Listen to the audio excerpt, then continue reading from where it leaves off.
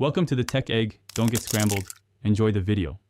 Start by enabling animation for a parameter in the inspector and adding a first keyframe at the playhead. Set an initial value, move the playhead forward 2 seconds, and add a second keyframe to define the change over time. Use the transform, opacity, and crop controls to animate motion, fade, and framing with precise control. You can toggle keyframe visibility in the timeline to confirm positions and values. This workflow keeps edits non-destructive and easy to refine.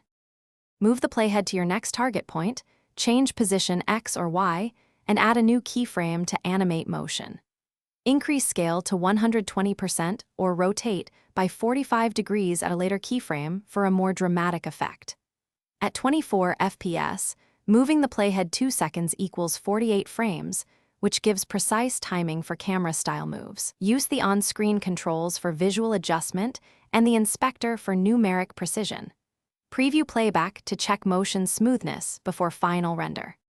Copy and paste keyframes between clips or parameters to reuse complex motions quickly and maintain consistency. Hold Shift while dragging to constrain movement to horizontal or vertical axes for aligned animations. Zoom the timeline to 200% when you need frame-level precision, while nudging keyframes 1 frame at a time. Choose linear or smooth interpolation to control motion easing and adjust the Bezier handles for custom velocity curves. Finally, save a short preset when a setup will be reused across projects. Thanks for watching. Consider subscribing if I helped unscramble your problems.